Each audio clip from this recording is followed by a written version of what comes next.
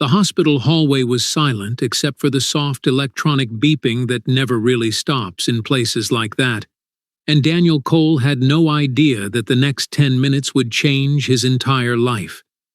He didn't know that the woman lying in that dim, quiet room was worth more than every building he'd ever cleaned floors in. He didn't know she controlled a company empire that touched half the products in every American home.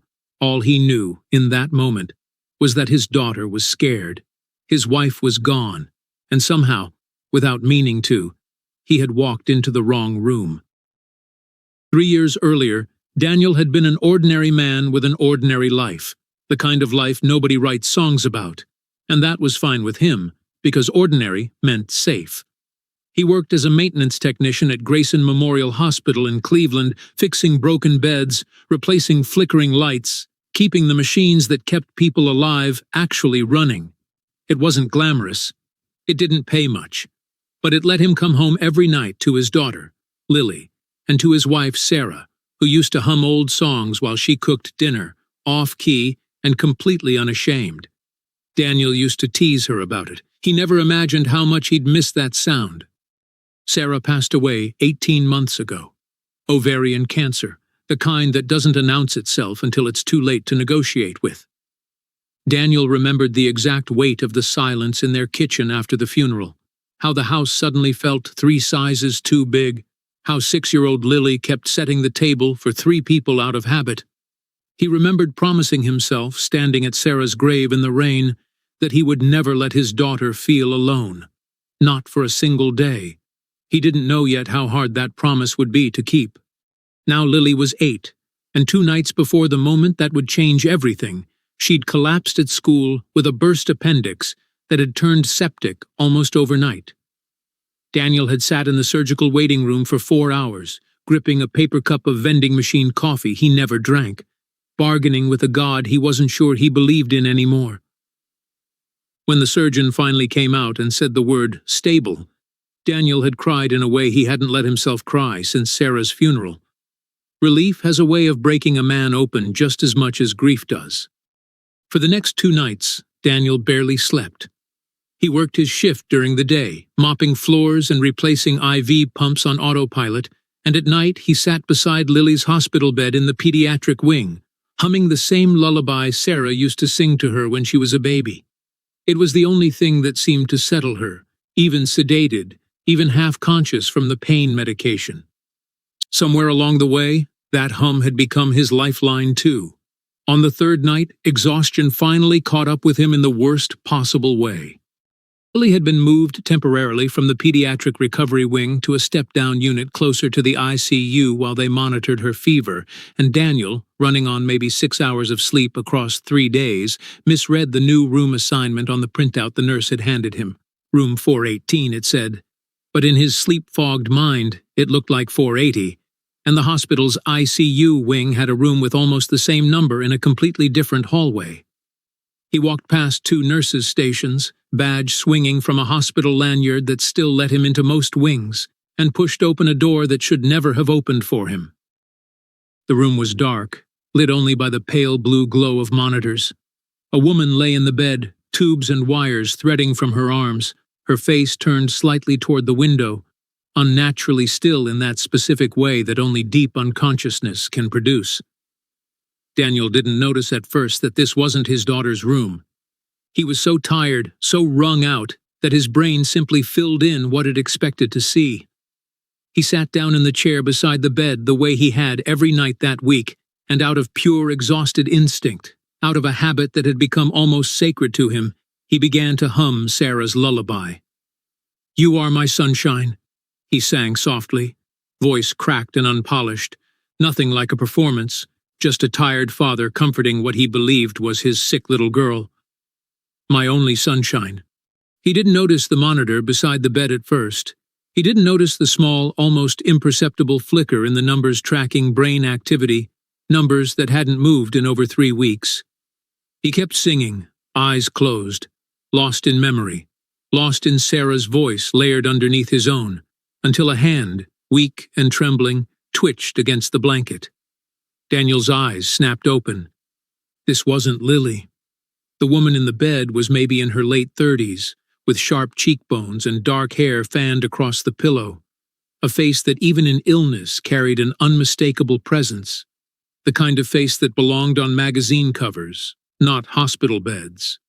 For one confused, heart-stopping second, Daniel simply stared, trying to make his exhausted brain catch up to what his eyes were telling him. Then the door burst open behind him and two things happened at once.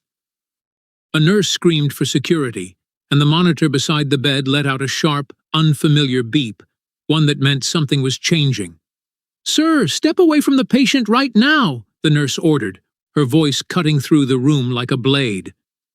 Within seconds, two security guards had Daniel by the arms, hauling him back from the bed as if he'd been caught committing a crime instead of simply comforting the wrong stranger by accident. He tried to explain, stammering apologies, saying he'd gotten lost, that his daughter was in 418, that he never meant to. "This is a restricted room," a second nurse snapped, already checking the monitors with rising urgency. "Do you have any idea whose room this is?" Daniel didn't. He genuinely, truly didn't.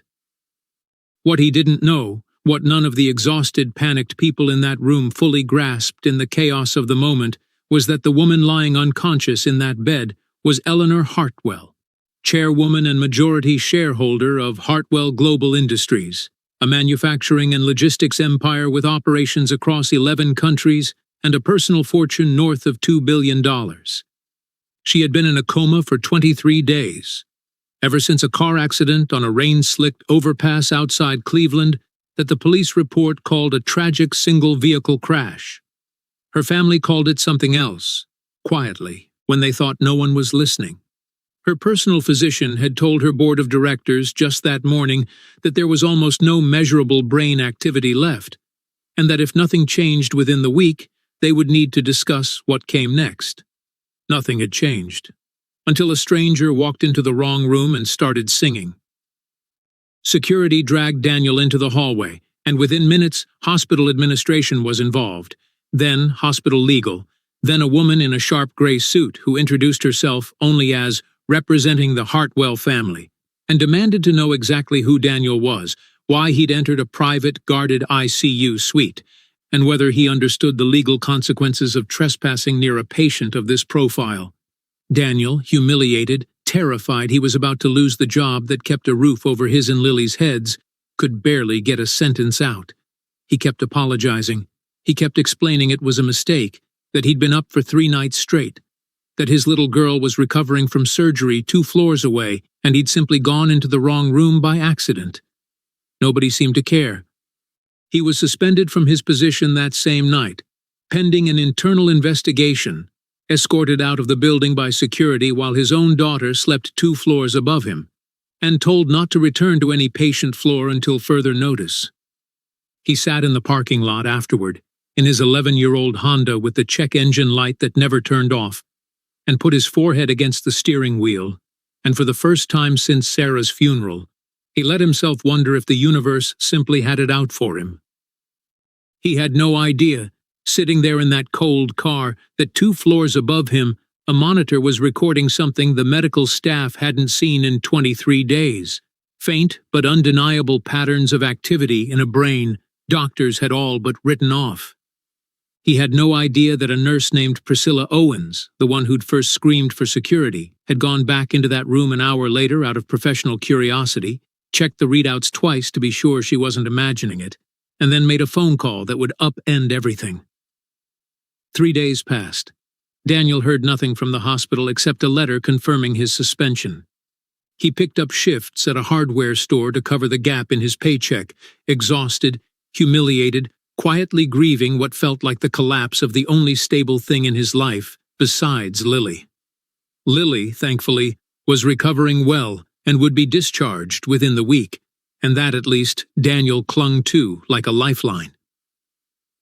Then, on a Tuesday afternoon, a black car with tinted windows pulled up outside the small rental house Daniel and Lily shared, and a driver in a dark suit knocked on his door. "Mr. Cole," the driver said, "Miss Hartwell would like to see you." Daniel blinked. "Who?" "Eleanor Hartwell. the driver said, as though the name should have meant something. When Daniel's blank expression made clear it didn't, the driver added, quieter, almost disbelieving himself, "She woke up 4 days ago. She's been asking for the man who was singing." Daniel stood frozen in his own doorway, Lily peeking curiously from behind his leg, and felt something strange settle over him. Not quite hope, not quite fear, something in between. The Hartwell estate, when he arrived, looked less like a house and more like something out of a film Daniel would have scrolled past without believing was real. Marble floors, floor-to-ceiling windows overlooking Lake Erie, a staff that moved with the practiced silence of people who worked for someone very important. He was led through hallways lined with art he didn't recognize but somehow understood was expensive, into a private study where a woman sat in a wheelchair by the window, thinner than he remembered from that dark hospital room, but unmistakably the same face. "You're him," she said, before he could even introduce himself. Her voice was rough, still recovering, but steady. "The voice. I heard it. I don't remember much from those weeks, Mr. Cole, but I remember that." Daniel didn't know what to say. "I'm sorry," he finally managed. "I walked into the wrong room. I was tired. My daughter was sick. I wasn't trying to." "I know," Eleanor said, cutting him off gently. "The nurses filled me in. Everyone's very sorry about how you were treated, by the way. I've already had a conversation with the hospital administrator about that." It was only later, over the tea her staff brought without being asked, that Eleanor told him the rest, the part that made the hair on Daniel's arms stand up. The accident that put her in a coma hadn't been an accident at all. The brakes on her car had been tampered with, quietly, professionally, by someone who understood exactly how close to the overpass she drove every Thursday evening on her way home from the office. Someone who stood to inherit control of Hartwell Global if she never woke up. Someone she had trusted for over a decade. Her cousin, Marcus Hartwell, vice chairman of the board. "I don't remember the crash," Eleanor said quietly, staring out at the lake. "But I remember, somewhere in that darkness, hearing a voice that didn't belong to anyone I knew, singing something that felt like it belonged to a different life than mine. I remember thinking, if that's real, I want to wake up and find out who it belongs to." Daniel sat in stunned silence as she explained that in the days since waking, forensic accountants and private investigators, hired quietly on her orders, had already uncovered the wire transfers, the falsified maintenance logs on her vehicle, the mechanic Marcus had paid to disappear the evidence. She hadn't gone to the police yet. She was building something airtight first, something Marcus couldn't slip out of with expensive lawyers and a practiced smile, and she made it clear, in a voice that had lost none of its steel despite 3 weeks in a coma, that when she moved, she intended to move once, and completely. Over the following weeks, something neither of them expected began to grow. Eleanor insisted on meeting Lily, who charmed her instantly with the same fearless curiosity Sarah used to have. Daniel found himself back at the estate more often than made sense for a man whose only connection to this woman had been an accidental hospital visit. Sharing coffee, sharing stories, slowly discovering that underneath the boardrooms and the private jets and the $2 billion company, Eleanor Hartwell was simply a woman who had spent her whole adult life so guarded, so surrounded by people who wanted something from her, that she'd forgotten what it felt like to have someone want nothing at all. "You never once asked me for anything," she told him one evening, months later, as they sat on the terrace watching the sun sink into the lake. "Not money, not a job, not a single favor. Do you know how rare that is, for someone in my position?" Daniel just shrugged. "I wasn't singing to a billionaire," he said. "I was singing because I thought it was my daughter, and it was the only thing I had left to give her that felt like it mattered." It was, perhaps, the most honest thing anyone had said to Eleanor in years. The reckoning with Marcus came on a Friday morning in a boardroom on the 40th floor of Hartwell Tower, in front of the entire board of directors, when Eleanor walked in unannounced, healthier now, sharper than ever, and laid out every piece of evidence her investigators had assembled, piece by piece, while Marcus's face drained of color in real time. He was escorted out by 2 security officers before lunch, formal charges filed by the district attorney's office within the month, and Eleanor's grip on the company she'd built her entire life around had never been more absolute. As for Daniel, he was offered and quietly refused twice before finally accepting a position leading facilities and operations for the Hartwell Foundation, the company's charitable arm, at a salary that let him move Lily into a real house with a real backyard for the first time in her life.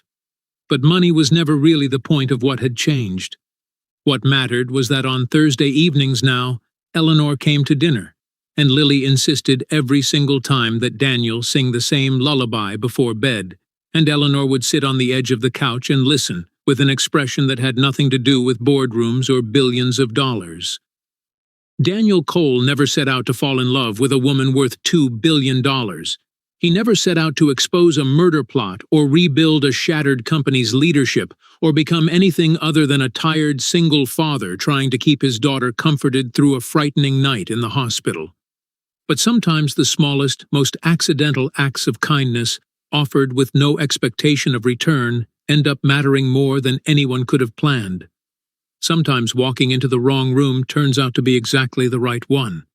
And somewhere in Cleveland, on quiet evenings when the lake turns gold at sunset, you can still hear an off-key lullaby drifting through an open window, sung by a man who once believed he had nothing left to give the world, and who found out, in the strangest possible way, that he still had everything that mattered.